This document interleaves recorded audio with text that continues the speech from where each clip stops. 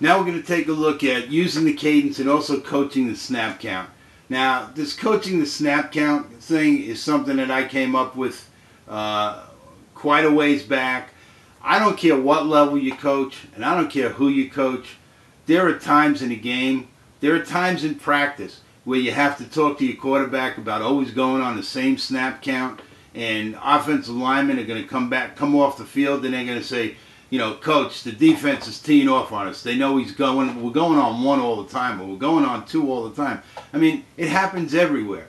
Well, again, as I've mentioned before, I try to avoid those situations. I try to think ahead a little bit. So what I did was I came up with what I call the suggested snap count, you know, coaching the snap count. Now, I don't want everybody on the team knowing this because that creates problems. But this is for the offensive coordinator, for the quarterback coach, and for all your quarterbacks.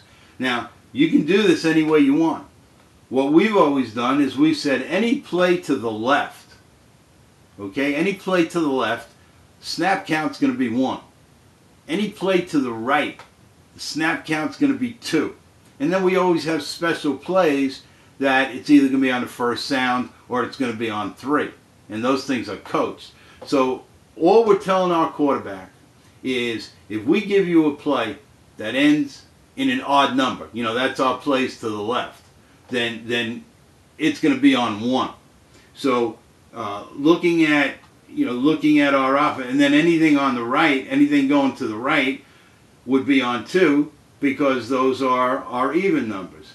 So whether it's a run play or a pass play, it really doesn't matter. You know, if we're throwing 3-step to the left, 3-step, that would be a 30, 3-step for us. And out here to the left, that would be, for us, would be a 37. All right, so we're throwing 37 hitch. We're throwing a 3-step out here. Our quarterback knows he's going to call that on 1. It's a play to the left. We come over here and we want to run 24 lead. He's going to call that on 2. We want to come in here and run our belly play, our 12. Okay, we want to run the 12 in here. He's going to call that on 2. All right. So anything to the right, he's calling it on 2.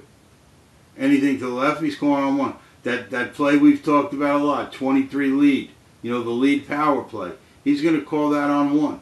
Now, what happens is, because we're calling plays to the left, we're calling plays to the right during the game, there's a great mix of 1s and 2s. I don't care how you do it. It's, you know, again, as I said, I'm just telling you what I've done. And it's something I think you want to look at. And what it does is it certainly takes the thinking process off the quarterback's shoulders. That's one less thing he has to think about. You know, he doesn't have to say, gee, I haven't called anything on 1 lately. I better call something on 2. Linemen aren't saying to him, come on, you keep calling it on 1. You eliminate all of that. All right? So that's something that you certainly might want to give some thought to. The other thing we have here is using the cadence. And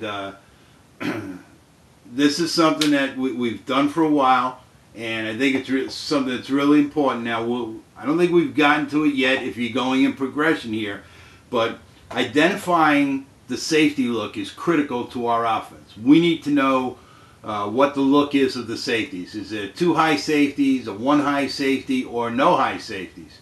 You know, we need to know that. That's critical for our offense. So we use colors.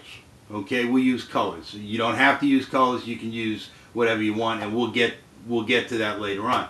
But the point is, how does our quarterback communicate to the offense that the safety look has changed once he starts his cadence? All right. Now, what we do is we use the word easy. All right, and it doesn't matter what your cadence is. You know, we've got a very simple cadence. I've always used a really simple cadence over the last many years. All right, so we'll make a call, green. All right, that identifies safety. Green. Down. Easy, easy. The quarterback changes the tone of his voice and says easy. That tells our whole offense that he sees something and he's going to make a change. he sees the safety creeping up, and it's going to change. It's not going to be what we call a green. It's going to be an amber. Okay? It's going to change to a different color secondary for us. He uses the word easy in the cadence. Okay? So it's green, down, easy, easy. Amber, down. Now we've identified the safety look, which is critical for us. The other thing that's even more important for us is we use a double cadence against any defense that we think is going to attack or is a defense that's going to blitz a lot. Then we want to be able to use double cadence. And what we do with that is we'll come out, okay, and again I'll stick with the same basic set that I've been using for demonstration all along.